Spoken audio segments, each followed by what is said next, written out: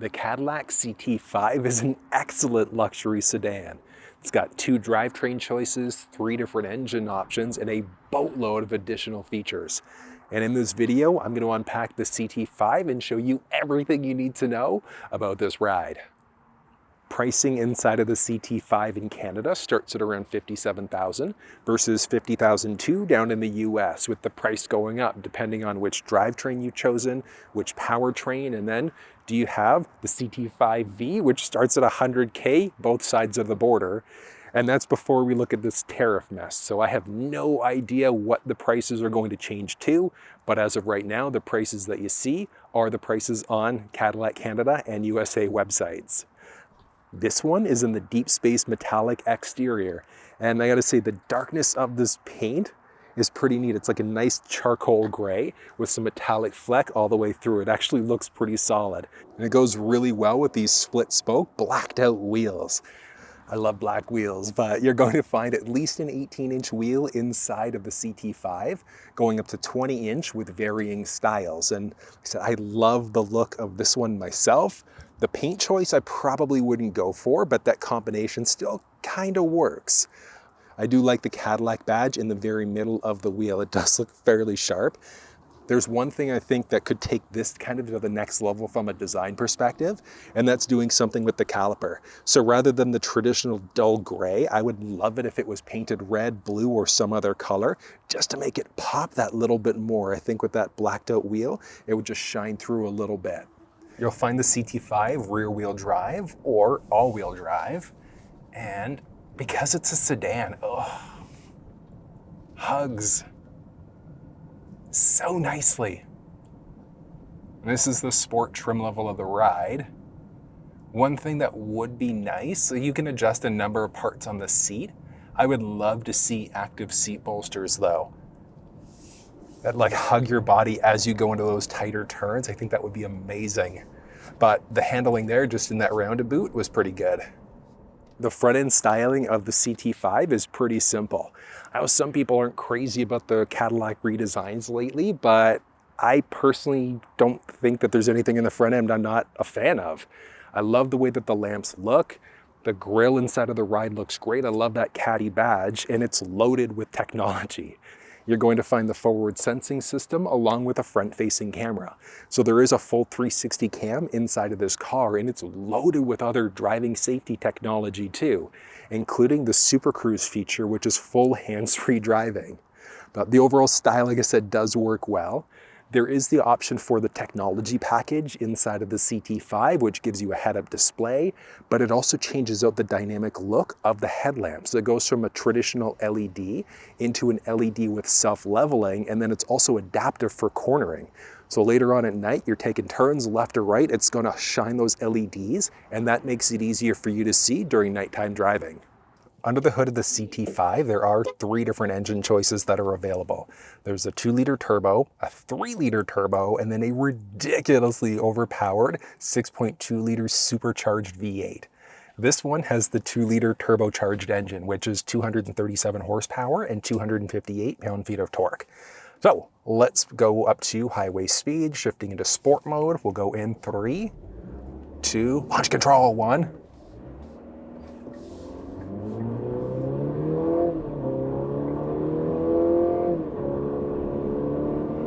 100. Not bad. Not bad at all. If power is your game, you are absolutely going to want to go for that 6.2 liter inside of the CT5V, but it also comes at a premium price point starting north of $100,000 in both Canada and the States. But there's plenty of power inside of this one. It's got 237 horsepower, 258 pound-feet of torque, which I think is going to be good enough for most people. There is a little engine cover there, and then you've got easy access to top up your fluids as necessary. Then looking at the warranty inside of the Cadillac world, you're looking at a 4-year basic with a 6-year powertrain. And then if you need that extra peace of mind, you can always increase your warranty at time of purchase. But just do yourself a favor, regularly scheduled maintenance, regular oil changes to get the best possible life out of your ride and to protect these turbocharged or supercharged engines. Getting inside is simple enough. First row, ooh, nice. Plenty spacious. And then inside of the second,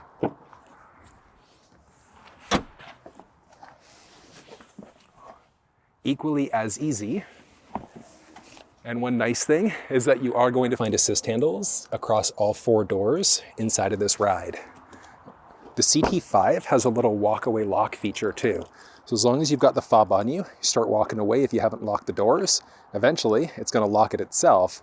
On top of that, there's the option for different keyfob tricks and things like that. But if you want to walk through on how to actually use the fob, you'll find that down in the description of this video. Well, you saw there, there's power folding side view mirrors that feature turn signals in them. There's also a 360 camera, so side mounted camera there as part of that system. As you go to hop inside, fold down, which is great. There's also a blind spot monitoring system. So if somebody enters the blind spot on either side, it's going to highlight there to let you know. And they're also auto dimming. So later on at night, if a donkey has their high beams on, that's going to dim out for you. There is intelligent access, so you can tap there to lock the doors, slide in and pull back. There's a little handle back there in order to get inside. Ooh, I love that black interior, but before we get there, I love this carbon fiber insert. Got your basic door handle, lock and unlock buttons with all of the controls for your side view mirrors and for your windows, all with an auto function. Got a little bit of storage there with a release for the trunk. On the inside, electronic parking brake, along with the dimmer switch for your cluster screen, and then a power telescoping steering wheel. These are the rubberized trays you're going to find from the factory. It is way easier to clean these off compared to carpeted mats. So do yourself a favor, whether it's from Cadillac directly or through WeatherTech, and get these liners. There are a few different style seats that are available, a few different color choices, with a boatload of different options for adjusting. Forwards, backwards, up and down, adjust your backrest, multi-way support there for the lumbar, with the option of enabling massage chair seats, because this one is pretty much as fully loaded as the Sport's gonna get. Oh, look at this startup. Well, I guess hopping inside, I haven't even started her up yet, but that's beautiful. All right, hold on, before we get there. With the driver's seat as far down, hold on. There we go, as far down as it's gonna go. Up overhead, I've got 3.5-ish inches of headspace. So a decent amount of space, not the most, but it's a sedan, so you can't really ask for much.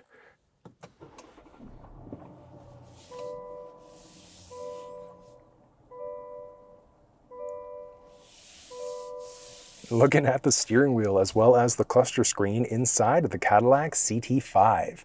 This is the 2025 Plus version. If I have a chance to get into one of the previous gens, you'll find that down below. So first thing I'm going to point out, the steering wheel is getting toasty. Heated steering wheel available there as an option. And then you've also got a power telescoping steering wheel. So down by your left knee, there's a release to go in, out, up, and down. Once you find that perfect position, what I'd also recommend is set up your driver's seat the way that you'd like to, along with your side view mirrors.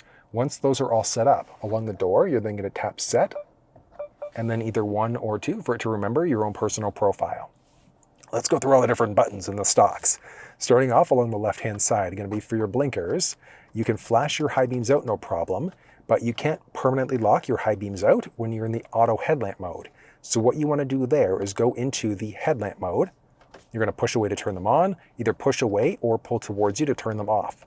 So it's that, like I said, in the auto mode, you could hit the button on the tip of the left stick to go into an auto high beam mode. And what that means is that if the vehicle recognizes high beams are needed, turns them on automatically. If somebody's oncoming, it's going to turn them off before turning them right back on again. Stick along the right-hand side is going to be for your wipers. And then if you go into a 1-up mode, you could then use the little rocker in the middle in order to be able to adjust out the wiper speed for that intermittent level. Then you've got all of your fast, crazy modes. You can then pull in towards you to get that wiper fluid going. Straightforward. The car has paddle shifters. So you've got your minus on the left-hand side, plus on the right-hand side. So you could drop down gears if you wanted to shoot up your RPM counter in order for you to be able to get in front of people faster. So it essentially speeds you up. You can also hit the minus button in order to be able to rely on engine braking. So if you don't use that in order to speed yourself up, what's going to happen is it's going to start slowing you down. I know it's kind of weird the way that it works, but if you want an actual walkthrough on paddle shifters and see a live demonstration of how they work, check down in the description of this video for that little walkthrough. But Other buttons that are available along the left-hand side are going to be for cruise control. So you can toggle cruise control on by pushing the button along the outside there. And then once you get to the speed that you'd like, you're going to push down. You could then lightly push up or lightly push down to increase 1 kilometer, 1 mile per hour at a time, or a heavier push up or down, or push and hold to bring you to the next 5 or 0. So let's say if you set it at 37 initially, push and hold up, it'll bring you to 40, 45, 50, etc. Push and hold down to do the opposite. You can hit the brake to cancel your speed. You can hit the cancel button there to cancel your speed, and then you push up to resume your previously set speed. There's also a little distance indicator. So when you're using adaptive cruise or super cruise, you'd have the flexibility of saying how close or far you are away from the vehicle in front of you. I personally find level 1 is okay for me on highways and residential streets. You might want to be on level 1 residential, level 3 on highways or interstates. It comes down to a matter of preference. But if you actually want to see the system used in person, check down in the description of this video for a walkthrough. But there are 3 different types. So in order to go to your traditional cruise, so what you're going to do with the cruise control system on, off, etc., the cancel button, if you push and hold that button, that's going to switch you into regular cruise control.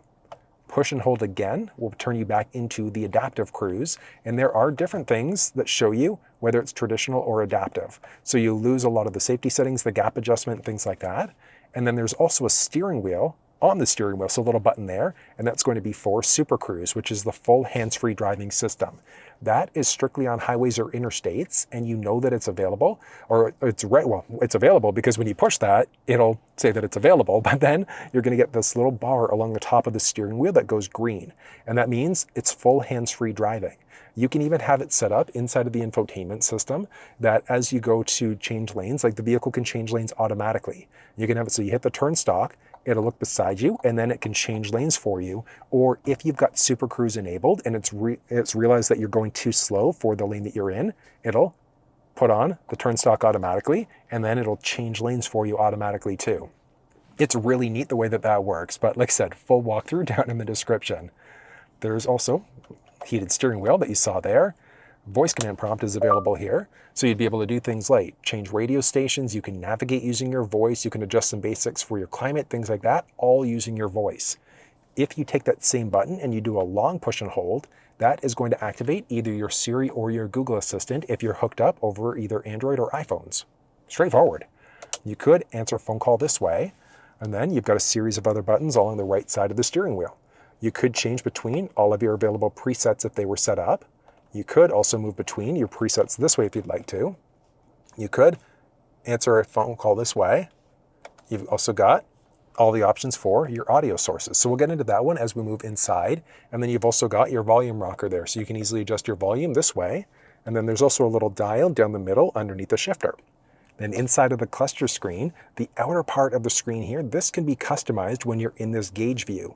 So you've got your overview, tires and brakes and things like that. So all of your basic vehicle information. As you move through though, you can either remove different things from the display, you can reset, or if you wanted something different, like I was showing you there, if you want your coolant engine temperature there, you've got that flexibility. I'm personally a bigger fan of just keeping the fuel economy inside of that left part, but that one's going to come down to a matter of personal preference. Along the right side of the screen, that's where you get into different options. So your radio stations, all of your different sources. So if you wanted to move between AM, FM, SiriusXM, etc., you've got an OK button in the middle. So if you ever get any messages on that part of the screen, just tap that little rocker wheel in the middle, and that's going to get rid of any messages that you have. Inside of the gauge display that we're in right now, you've got your tachometer along the left-hand side. You've got your digital speedometer. Whether or not you've got different things enabled, like cruise control, things like that. If you've got the adaptive or the Super Cruise system enabled, that's also going to keep you perfectly balanced, but you'll have these things that'll go green with your lane keeping system on off, so pushing a button down the middle in order to toggle that on or off as well. You can also see your current fuel gauge done a few different ways. So you've got your fuel gauge along the bottom, kilometers or miles till empty, and same idea along the top part of the screen this way. You've got your current direction that you're facing, along with your current odometer along the bottom, what gear you're currently in, so park, reverse, neutral, drive, and then with people in the vehicle, do they have their seatbelt plugged in, yay or nay? And one neat thing is that you've got the option of moving between all of these different screens, and then along the bottom, you've got a few other options here. So you could move into your trip counters or some different options for your head-up display. So this one here gives you the flexibility of changing out the actual display, the layout, I should say, of the cluster, or you can move between your trip 1 versus trip 2 counter. In order to reset any of these counters, there's like a fine way that you've got to touch this, hold the reset option here. Got to touch it in the right space. There we go. In order to be able to zero yourself out again.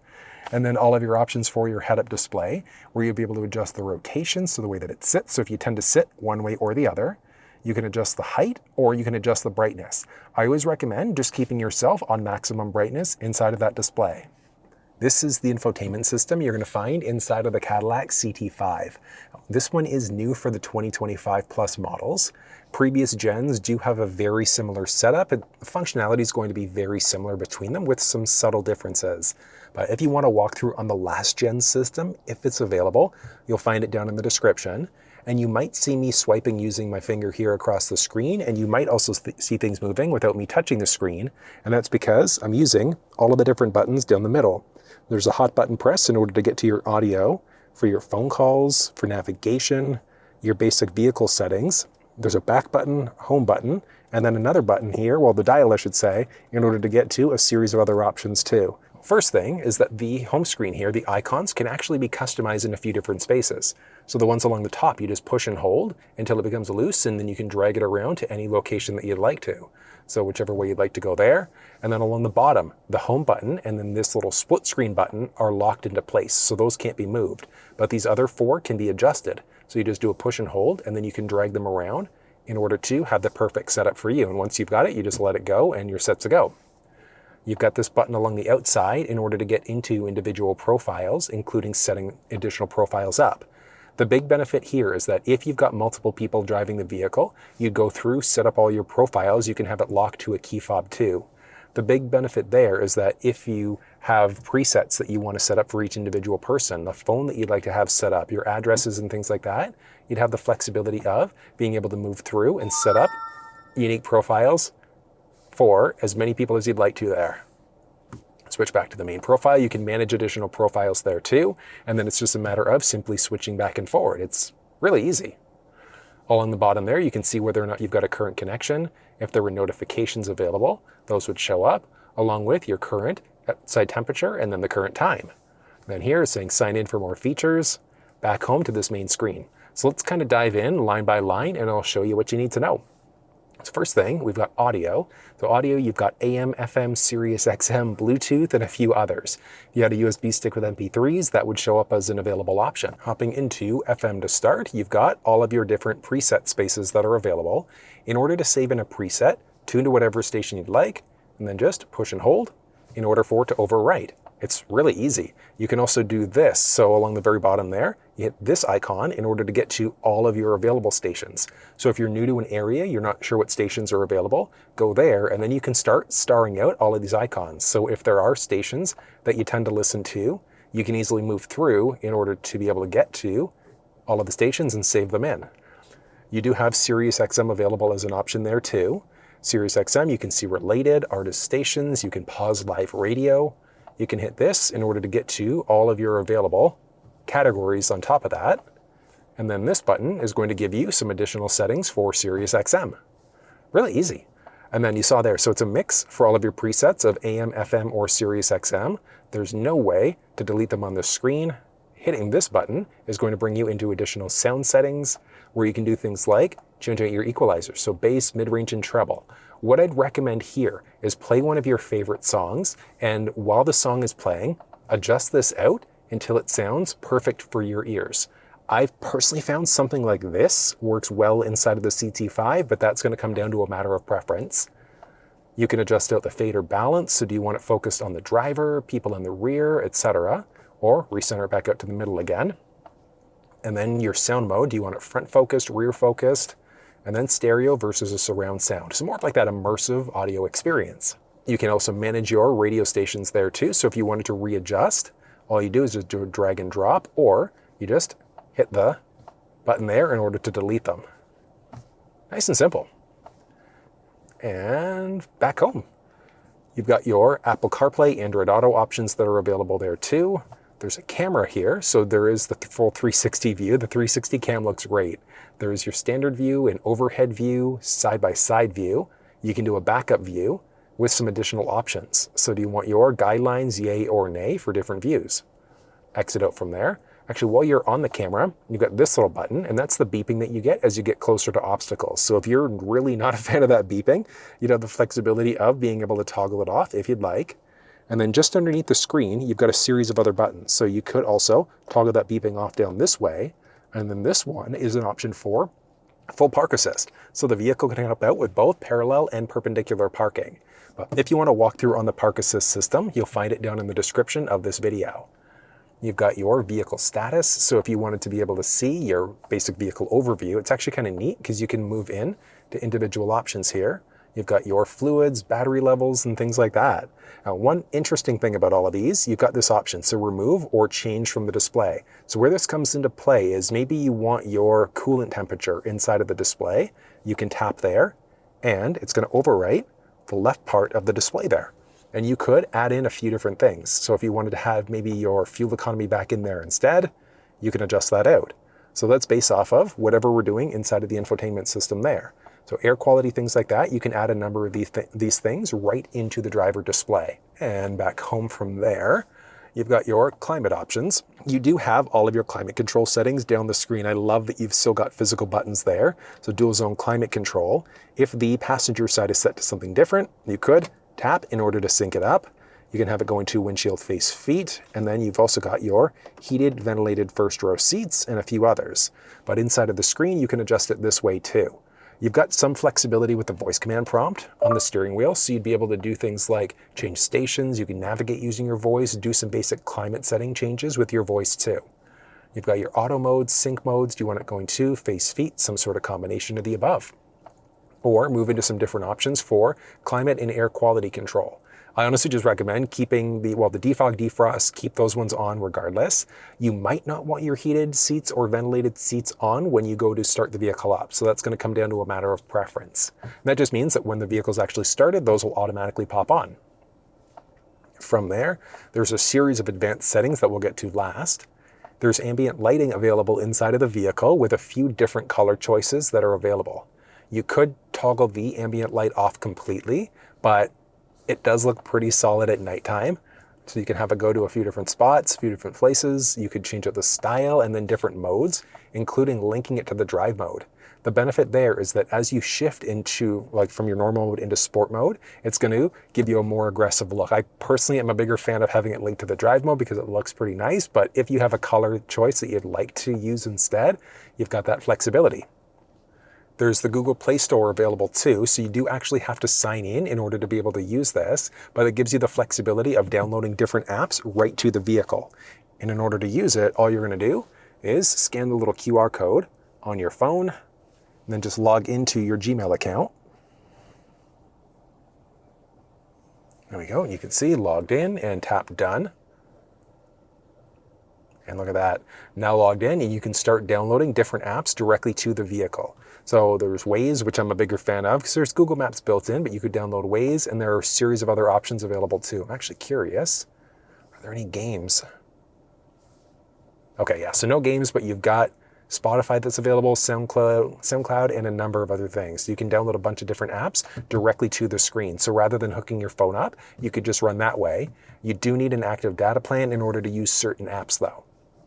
Next up is Alexa. So you've got Alexa built in. You do obviously have to be logged into your account. You've got the Google Assistant that way that you could use. You can hit the voice command prompt on the steering wheel in order to be able to use your assistant that way. There's a wireless hotspot available inside of the ride. Useful that you could obviously use your phone data, but if the vehicle has a built-in hotspot, rather than chewing through your phone data, you can use just the vehicles instead. And then there's also Maps. And because it's a Google-based device, you've got Google Maps that are built in. And since I'm signed into my phone, any addresses that I've searched for will also show up. You can tap this in order to be able to search for an address. You can hit there in order to show traffic, route options. So if you wanted to avoid highways, toll roads, ferries, things like that. You can mute out notifications, just get alerts, etc. You can change up your heading this way if you'd like to. You can easily do a pinch to zoom. You could hit in and out this way, recenter it back on the driver. Along your drive as you go, if you notice that there's a crash, slowdowns, things like that, you can give other drivers a heads up.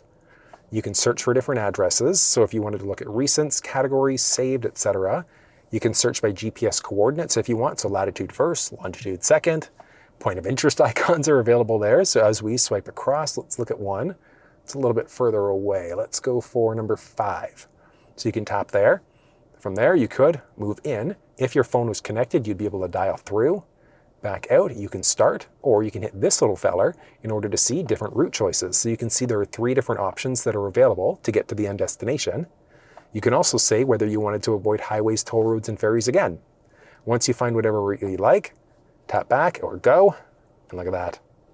So the route is now active there. Then one nice thing is that inside of the head-up display, if you've got the available technology package, you'd also have your turn-by-turn directions inside of the display. They also show up inside of the cluster screen, so you can see there your little turn-by-turn directions. And then one neat thing, along the outside there, you can also go into a full map view. So you've got this like wild double full map and cluster view that's available too. You could tap this again in order to be able to pull up all of your previously saved addresses. You can add in an additional stop too. So let's say maybe if Tim Hortons was your last choice or your next choice, you wanted to maybe also go to a gas station you wanted to fill up. You can tap there, select any other station, add it in as a stop, and there you go. So you've got your route going. You're going to go to Tim Hortons and then the gas station, or you can do a drag and drop in order to go either way. Hit an X in order to go, or just hit done. And then exit out in order to cancel the route. You can keep editing or fully exit the route out. Oh, it's that simple using factory navigation, specifically Google Maps, inside of the ride, which means next up is going to be adding in a phone.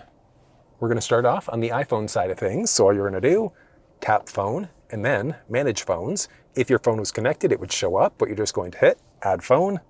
And then on your device, you're just looking for Cadillac 6133. Going to connect through and PIN numbers match up. So let's go ahead and pair. Pair, do you want to allow access to contacts and favorites? This is not my car, so I'm saying no to that one. And you can stop here. So we're connecting over Bluetooth, which means that you can make phone calls and stream audio. But one nice thing is that you've also got the option for Apple CarPlay. That is wireless. You could connect over a USB if you'd like to instead. So if you wanted to go wired Apple CarPlay, you've got the flexibility to do it. This might happen. Yeah, there we go. And eventually that will go away, but you've got Apple CarPlay. You can tap in order to launch in, and look at that. I love the way that they've done this design. How it just kind of wraps around. I think it looks beautiful. Along the very bottom, if you hop back home, you can tap the little CarPlay icon to hop back inside, but you've got your current, time, connection, and battery level, which map was open last, which audio application was open last, which means Delaney's application was opened, and then you can go here in order to get to this home screen, back to your little icon view. So this home screen here is kind of customizable. You'll always have whatever map was open last. The search box will be there, and then whatever audio you were listening to. If you've got a calendar notification coming up today that hasn't passed, that would show up. If you don't have a calendar notification, that would go away, and then your search box and the audio box would be stretched along the side there instead. You can tap this in order to get back to your icon view. And it's nice, you've got Apple Maps, Google Maps, and Waze that are all built into Apple CarPlay. The downside though, no pinch to zoom capabilities on the Apple side. You can zoom in and out. I'm personally a bigger fan of using Waze because if there are speed traps set up, if there's construction accidents, things like that, people are good at marking that off. You can mark things off. So if you notice police people pulling people over, if there's a crash, things like that, you can give other drivers the notification. You've got Hoopla, which is a library app, Live One, which is a radio app. Podcasts are available there too. And you can see that as I move into different options, it overwrites it, which with whatever one was open last. You can kind of customize this screen, so you can shift it into driving focus, but you can adjust the wallpaper. So maybe you don't like the default if you're a bigger fan of something like this. Or if you're a bigger fan of something like that. You can kind of customize this a tiny little bit. But what you could also do is customize the layout of the icons there. So what you're going to do on your phone, you're going to go into Settings, General, and then CarPlay. You're going to find your vehicle. You can forget it. You can customize, which is what we're looking for. So if you wanted your podcast to be along the top, along with another map application, you're just grabbing the hamburger icon, dragging it to the top there in order to adjust. Anything with a minus next to it, you can remove it from the screen if you wanted to. but it saves it along the bottom. So you could add these things back in. If you've played around with the layout of the icons too much and you don't like what you've done, along the top right side of the phone, you can tap reset in order to reset you back to that default layout for the icons. Now, a few other things too. If you push the voice command prompt along the steering wheel, so just a tap, that's going to be the assistant for the vehicle. But if you do a long button push and hold, that's going to activate your Siri assistant. So short button push is for the factory assistant. Long button push and hold is the assistant for your phone. Really simple. Now, if you hop back home, you're back to the home screen again, hopping back into CarPlay. You can tap this little swap button in order to get to your phone list there. You can hit options in order to get into different things. You could disconnect if you'd like to. You can have it to listen for Hey Siri and a number of other things, or forget the phone. And back. But that's how you set up Apple devices inside of the CT5. Setting up Android devices is the exact same process. So assuming you weren't on this screen, you tap into your phone, but as of right now, I'm still connected to the iPhone. So you're going to tap the little swap icon if you want multiple phones connected. Hit the little plus icon. Let's go ahead and switch phones. So it's disconnecting and it's giving us the option now in order to connect to a new device. So you're going to pull up your Bluetooth settings, look for the vehicle name, and in a few seconds, there we go. Pin numbers match up. So let's go ahead and pair. Look at that, we're connected. And connected for Bluetooth as well. On your phone, it's asking, do you want to allow access to contacts and messages? It's not my car, so I'm definitely saying no to that one. And in order to use Android Auto, you're just going to tap the little Android Auto icon.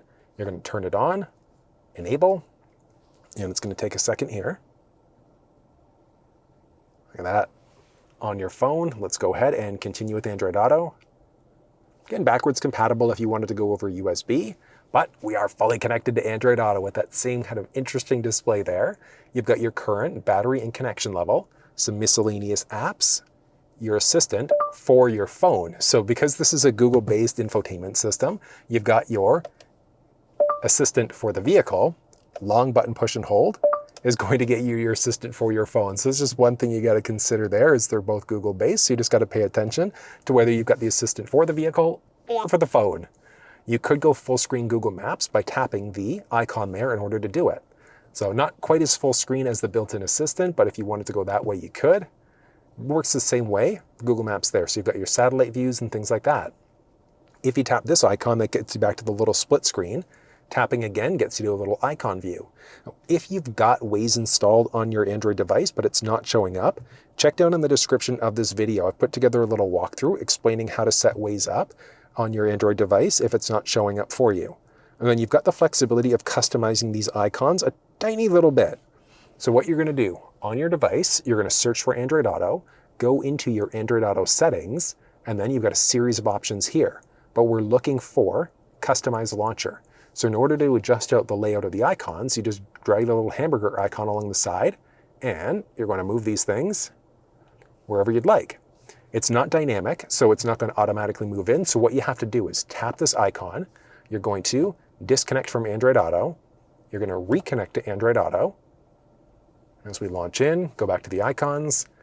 The changes that we made have now come into effect. So it's not dynamic the same way it is on the iPhone side of things, but you've at least got the flexibility to adjust these out if you'd like. You can tap the little swipe icon or swap icon there along the bottom if you'd like to disconnect, forget, etc. So if we are hooked back up this way, or easily switch the phones out. Really easy to do. And then deleting devices, all you're going to do here is just tap options. You've got a few different options for media source priority, things like that, where we're just going to go ahead and forget phone and forget. And let's go ahead and forget, and you're set to go. But it's that easy setting up Android and iPhone devices inside of the CT5.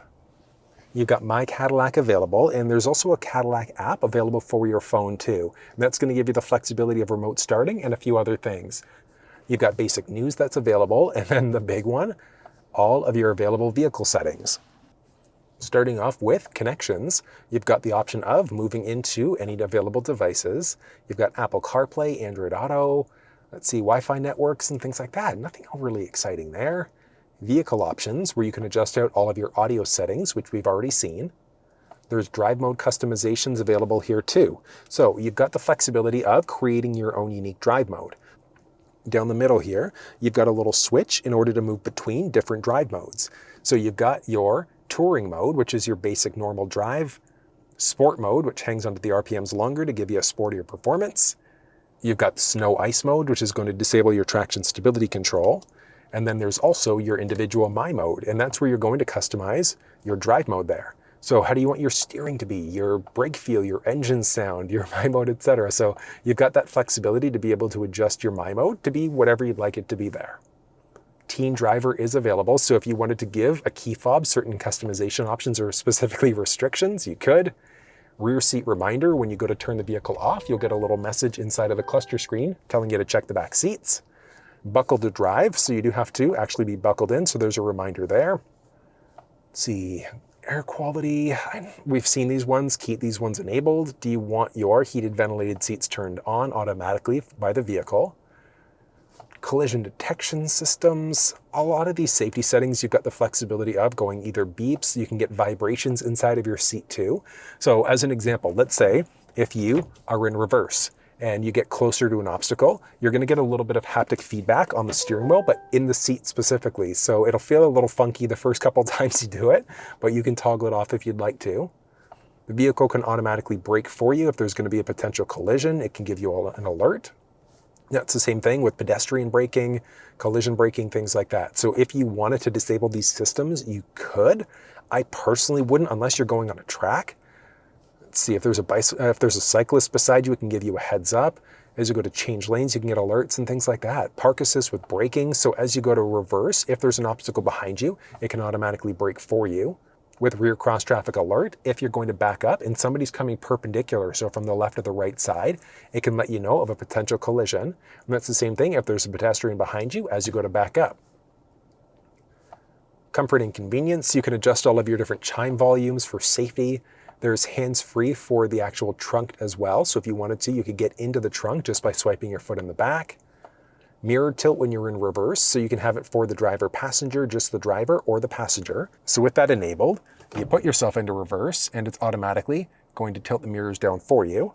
Back into park, it'll bring you right back up to your memory position. I'm not a fan of that one. You can toggle it on off as necessary. Let's see, when you go to lock the vehicle, do the side view mirrors automatically fold in? Do you want rain sensing wipers? Yay, nay. Lighting, you've got your ambient light. And then there's also the option for exterior light choreography. So pretty neat when you go to turn the vehicle on later on at night. Looks pretty solid. There's a little dance there. With your remote lock, unlock, do you want to get feedback, yay or nay? When you go to unlock the door, same idea. All doors are just the driver's door that becomes unlocked. Do you want your heated ventilated seats to come on automatically when you go to remote start the vehicle? There's also a remote window operation, and then a few other options here. So let's hop outside and I'll show you how a few of these features work. In order to remote start the vehicle, just make sure that the door is locked. Push and hold that circle button twice. So you're just going to push twice. In order to start up, there we go. In order to cancel the remote start, just push that circle button again once. So just single button push in order to cancel the remote start. You can double push on the button here in order to be able to pop open the trunk. There's also the option for the foot activated liftgate. So again, as long as you've got the fob on you, all you're going to do is swipe your foot. That is going to pop up the trunk instead. And a few other things that you can do with the fob. The big one is going to be rolling the windows up and down. So in order to do it, all you're going to do is push the unlock button twice. So just going to go 1, 2, hold for a second. Watch this. Release, down they go. And it's strictly going to be for the windows, but it's all 4 windows inside of the ride, unfortunately not the sunroof. To roll them back up, you do the opposite. So double push the lock button and hold on the second push. So 1, 2, and hold. Up they go. You can release, and you're set to go. Straightforward. It would be nice if the sunroof also opened up, but at least being able to open and close the windows, I think, is a pretty useful setting. From there, you've got options for your seating position. So the vehicle does have seat memory available. So all you're going to do, get your driver's seat set up the way that you'd like to, your side view mirror, along with your steering wheel. And once you do, you're just going to tap set, and then either 1 or 2 in order for it to remember your own personal profile. But you've got seat memory positions here. So you've got your entry and exit seat memory. So what that means is that if these are enabled, what's going to happen is you go to get out of the vehicle, so you turn it off. It's going to back your seat up for you to be able to get in and out a little bit easier. I'm not a fan of that one. That's why I have it turned off. There's dealer transport mode, nothing exciting there. Notifications, you could get those if you'd like to. Here nor there. I'd say leave it as a default. You've got all of the different apps that are available, permission managers, so if you wanted to block apps from doing certain things. This is probably too advanced for the majority of people, so I would just leave all of this as a default there. You can adjust out your date and time. So do you prefer that military time, the 12 versus 24-hour mode? Some of these are grayed out because you're in the auto mode. So auto time zone, I always recommend, unless you live somewhere where you straddle a time zone and it constantly flips you from one to the other. But you'd be able to lock into any other time zone if you'd like. It's the same idea for setting the date and time. So if you wanted to manually set the date and time, you've got that flexibility. You can change a few things with the display, so your different modes. You've got a light mode, dark mode, or an auto mode. Auto means the vehicle figures out whether you're in the light or the dark mode, just depending on how bright it is outside. Your cluster, you've also got your turn-by-turn directions that show up on the outer part there. Do you want your traffic sign recognition, yay or nay? You can turn the display off there if you'd like to. Toggling it back on down the middle, this button push in order to bring it back to life. You can actually do that the same way here. So if you just do a long button push and hold, that's going to put you into that turn off display mode too. Options for sounds, max volume at startup. So if you've got your audio cranked, you turn the car off, back on again. What level do you want it to be set to? And from here, different profiles and accounts. So if you've got multiple people driving the vehicle, you can set up individual options. You can delete, things like that. Let's see, privacy. Nothing exciting there. Legal information, location, app permissions. Assistant and voice gives you a few options. The big ones here, so rather than hitting the voice command prompt on the steering wheel, you could say, hey Google, and that's going to bring up your assistant for the vehicle here. Let's see, nothing overly exciting there. Play message summaries if you want to. So as you get a new message coming in, it can give you a little summary of the message.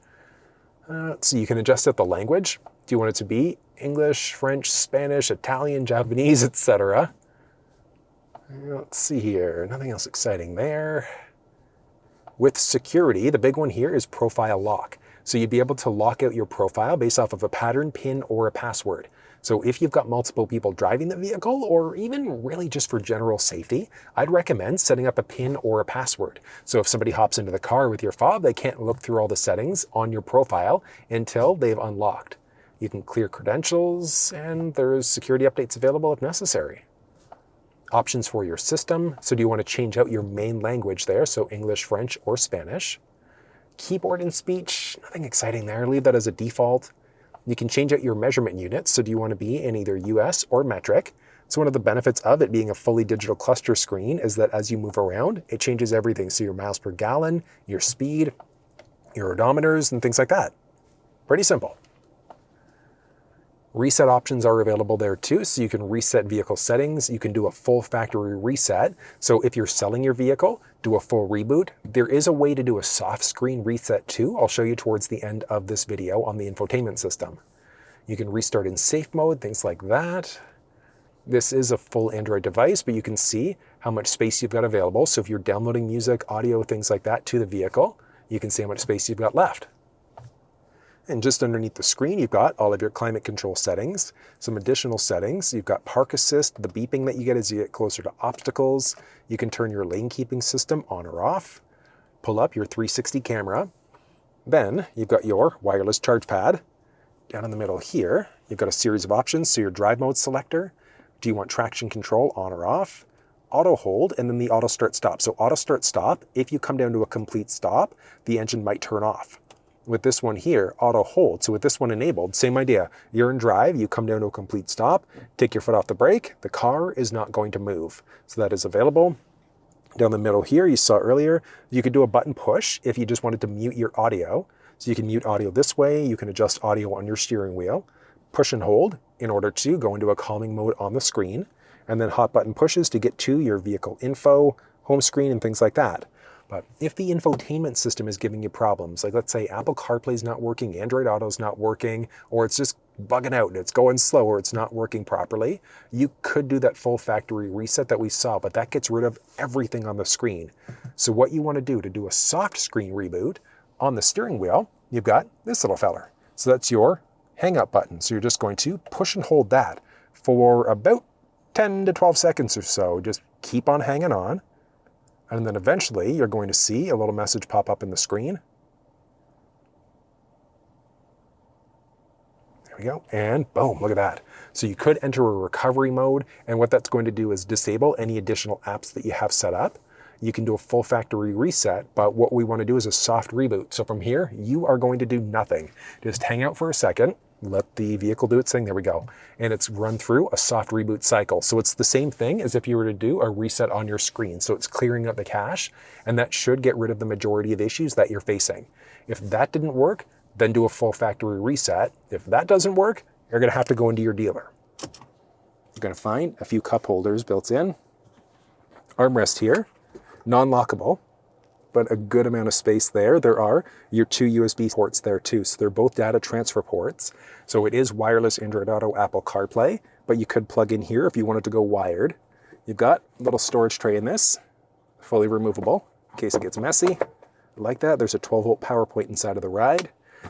Armrest here, non-lockable. From there, I love that little highlight, it's good. Glovebox here is fully lockable. And popping it open, there's a solid amount of space. Love that little highlight. Up overhead, there's an auto-dimming rear view mirror with the option for, because of the packages, look at that, fully digital rear view. So it utilizes a rear-mounted camera in order to get you that view. And then you'd have the flexibility of adjusting things too. So if you wanted to move, like zoom in or out, if you wanted to move it up or down, you'd have the flexibility of kind of customizing this to make it easier to see. Because if you look behind you, it's a little tricky to see out that window, so being able to have that fully digital option is pretty useful too. Since this is a GM car, you've got your OnStar mode, SOS, tow modes, etc. All of your cabin control lights. On top of that, there's also a little sunroof here. And little sunroof, you've got a dual roof. So it's not a full panoramic because of this little hump in the middle there, but you've got a dual roof. This one opens up, the one in the back doesn't, but you can tilt up if you wanted to. Or slide, just opens things up. Look at that. Beautiful. Single button press. Oh yeah, opens it up the full way. That's nice. From there, there's also home link system. So if you've got a garage door opener at home, you can program it in. There's a little ticket receipt holder there. On the inside, there's a vanity mirror with lights built in. And then this little feller, oh yeah, stretches out. That's blocking all of the sun. That might be hitting your face. But I do think that they've done a great job on this ride. It's comfortable, style is fantastic. Let's go check out that second row.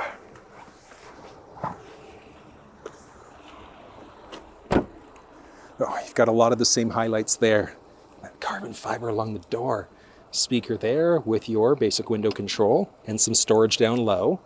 The seats inside of the ride. Ooh. They're locked into place, but they are comfortable and it's fairly spacious. So spacious in the sense that I've got more than enough knee space and foot space with the driver's seat being set up for myself being 6 feet tall. But in the second row, with me sitting fully upright, my head is touching. I've actually got to like hunch a little bit in order to sit fully upright. I wouldn't want to sit in the second row of the CT5, but I'm also 6 feet tall. So I'd say maybe like 5'8", 5'9", maybe. Like 5'10". The downside is that if you're sitting fully upright and you're in a rollover accident, if your head's touching or close, that is not a good sign. So if you're a little bit shorter, you'll be able to sit back here. If you've got kids, not a problem because you've got all of your anchor points down low. Top tethers are all up high. There's some cup holders built right into the seat there. There you've got your little assist handle. So there's the handle hook and then there's a little light. That's the same on the, there we go, driver's side here. So a little handle, hook, and then your light up there too. Behind the seats, you've got a little mat pocket behind both the driver and the passenger side. You've got basic vent controls, another 12-volt power point here, and then a USB Type-C charge port. there is a hump in the middle there. So, oh, 3 full-size adults. Oh God, look at this.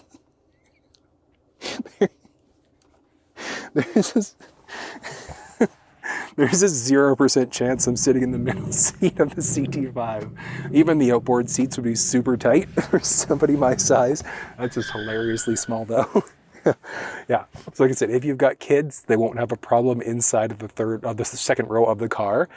Shorter friends, family members, etc. But yeah, like I'd say 5'10" is probably pushing it for people in the second row. The seats are comfortable though, they're decently comfortable. I just wish that there was more space, but it's a sedan, so you kind of get what you get. At least there's more than enough space for the people in the first row. The rear end style of the CT5 looks kind of sharp. You've got LED tail lamps inside of the ride, got a little metallic highlight that runs through at the middle. That matches nicely with the dual tip exhaust that you're going to find. Other things style-wise, there is a little deck lid spoiler, and then technology-wise, there's the reverse park sensing system, along with a backup camera. One thing that I do like about the sensing systems inside of the Cadillac world is that as you get closer to obstacles when you back up, you get haptic feedback inside of your seat. Pretty weird the first few times it happens, but it's also kind of useful at the same time. Getting inside of the trunk of the CT5 can be done so many different ways. There's a button along the driver's side door. You can use the key fob to do it. Just underneath the Cadillac badge to the right-hand side of the camera, there's a button there that you can push. And then there's also the option for the hands-free trunk. As long as the fob's on you and you've got the feature enabled, you're just gonna swipe your foot in the back. Hands-free access, super useful. Hands-free up, manual back down. That's still pretty neat. Along the right-hand side, there's a little storage cubby. Along the left side, there's access to the battery.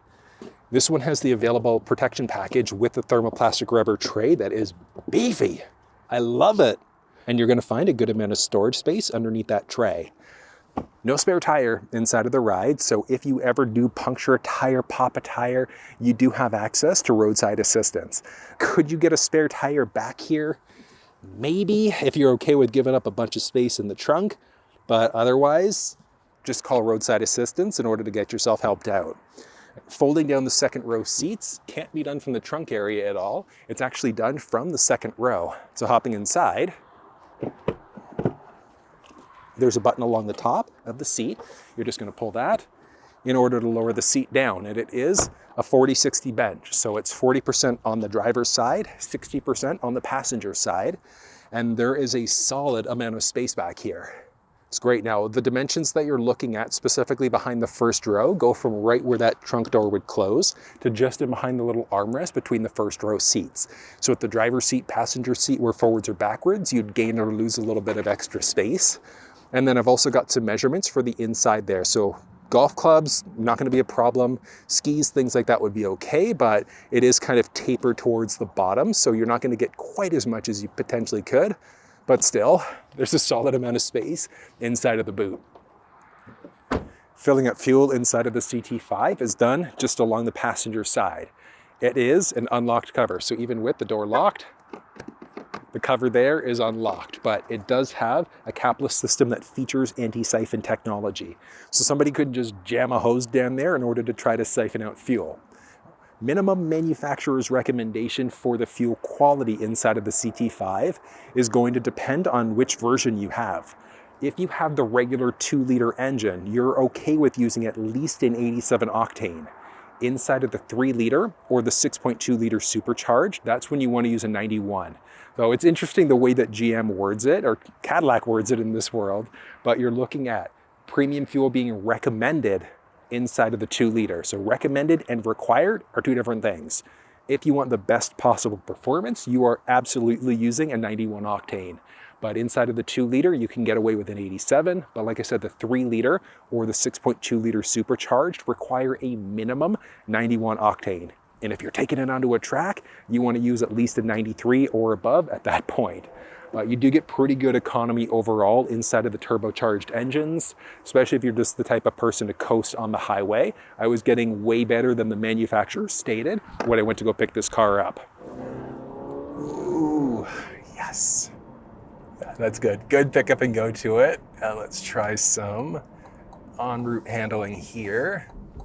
Ooh, here we go. Yes. All right, hold on. I gotta get myself into. There we go. Ooh. Yeah, it just handles so nicely. That's one thing that I really love about sedans, because they're lower to the ground. You can push them harder than you would inside of crossovers or SUVs. It's actually really unfortunate that a lot of sedans are they're not selling as well. People just want crossovers or SUVs now instead of a sedan, which I kind of love them. Like, no complaints at all. A few things that I do really like about the CT5, like the comfort of the ride. The seat's incredibly comfortable. I do love that you've got heated and ventilated first row seats inside of this one, the way it's spec'd out, but then massage chair seat capability too. You can get a massage as you're going. You're gonna find adaptive cruise control, normal cruise control, and then GM Super Cruise, which is full hands-free driving. It's not on every city street. Well, I shouldn't say it's not on any city street. It's not full self-driving. It's not on every highway or interstate. It's on the majority of them though. Looking at the interior here, so cabin noise-wise, it actually is a fairly quiet ride. You've got some acoustic glass. You hear a little bit of road noise, but it is fairly quiet here. This one is an all-wheel drive setup, which is just better for Canadian winters anyways. And the handling, oh, responsiveness. Oh, oh, that's fun.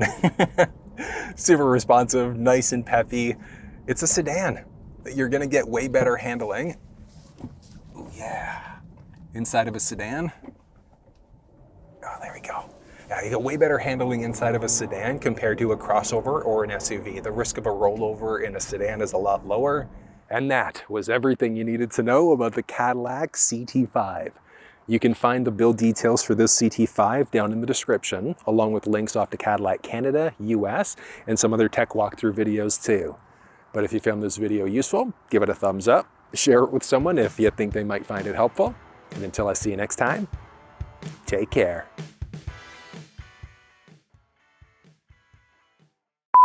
Along with a great number of driving safety features, including the option for Blue Cruise.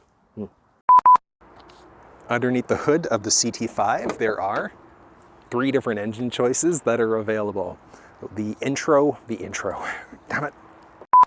And then looking at the warranty inside of this, I was gonna say the Chevrolet world. I guess technically the same. Brother from another mother. And then there's also the option for hands-free access. So as long as you've got the key fob on you, all you're gonna do, swipe your foot under the back. Oh, come on. Of course, you little Filling up fuel inside of the CT5 is done just along the driver's side. It's the passenger side, you goof. But if you found this video useful, give it a thumbs up. Damn.